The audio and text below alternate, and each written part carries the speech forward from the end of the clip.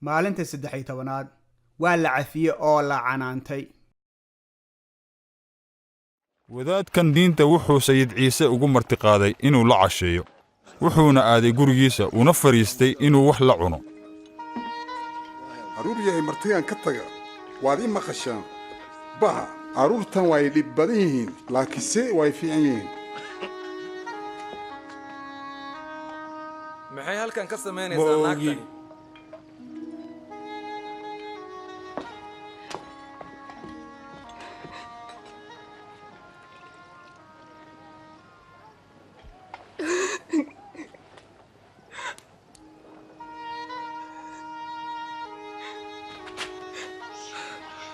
maxay halkan ka samaynaysaa?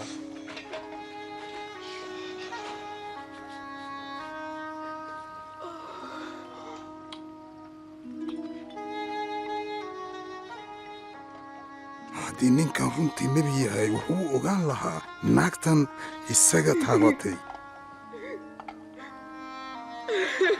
wuxuu ogaan lahaa nooca dembiga oo ku nooshay. simoono waan ogahay noocay qoftan tahay. wax yar aan kuu sheego, waxaa jira 2 nin oo lacag nin deemiyey. mid wuxuu ku lahaa 500 sumuni, midna 50, midna iskama gudi karin, kadib wuu u dhaafay deentii. midkeeba aad u jeclaanaya? waxaan u malaynayaa kan deynta badan loo afiyey. waad saxan tahay. ma arkaysaa iyada? waxaan imid gurigaaga, lugu dhaqashana ima siinin. welise iyada waxay ku dhaqday lugaheega ilinteeda kuna qalajisay timaheeda. iguma soo dhoweynin salaam dhunkasho, laakiin inta ka imid lugaheegay dhunkanaysay.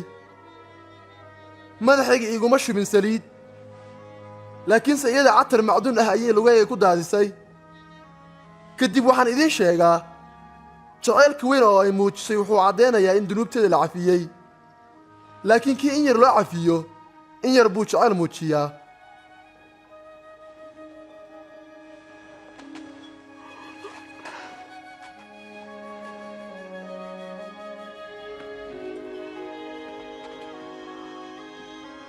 dembiyadaada waa la cafiyey.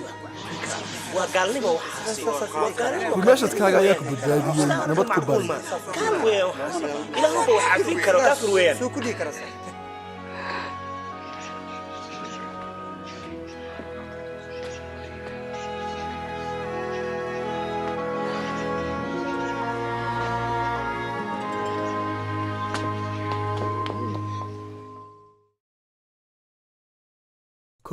sidee ayuu dhaqanka naagtu caqabad ugu ahaa wax walba?